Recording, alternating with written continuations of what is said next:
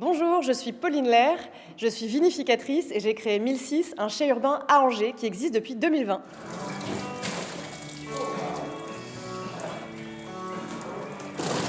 Dans ces cuves en béton, il y a du Caux, donc c'est un cépage rouge de la Loire, autrement appelé le Malbec. Et c'est un cépage que je vinifie pour la première année, donc je suis très contente.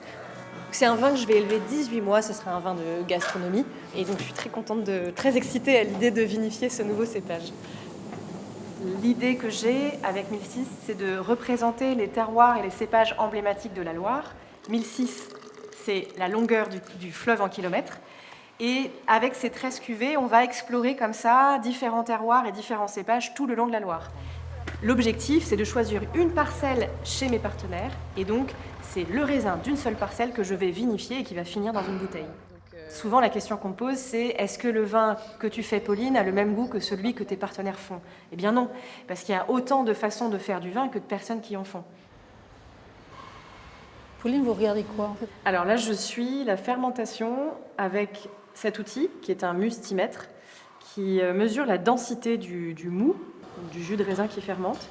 Et donc plus la densité baisse, plus l'alcool monte. Donc là, ce vin-là, je vais devoir lui donner un petit peu d'air parce que c'est le moment où les levures ont soif d'air.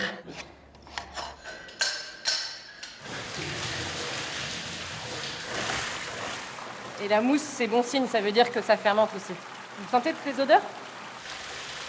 En fait, faire du vin, c'est comme la dégustation, il faut que tous les sens soient en alerte.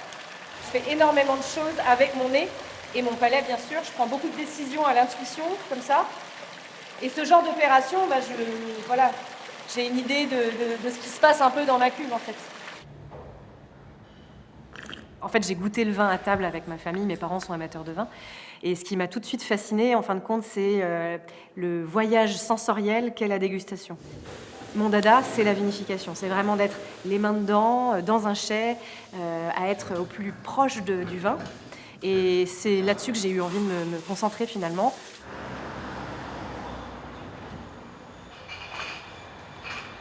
Le camion qu'on voit dans la cour, on le voit 4 fois par an, ce camion pour la mise en bouteille. C'est un cépage qu'on appelle la folle blanche, autrement appelé dans le muscadet le gros plan.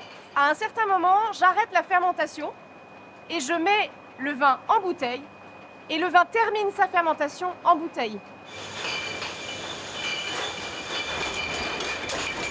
J'aime beaucoup l'idée de réintroduire de l'artisanat dans le cœur des villes et de reconnecter comme ça les consommateurs de vin à ce qu'ils consomment. Et puis, ça leur permet de rentrer avec un petit peu moins d'appréhension dans un chai, de voir comment c'est fait.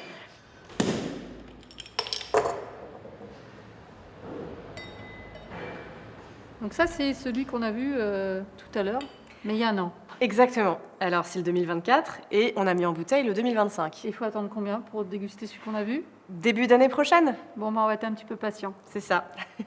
Santé. Santé.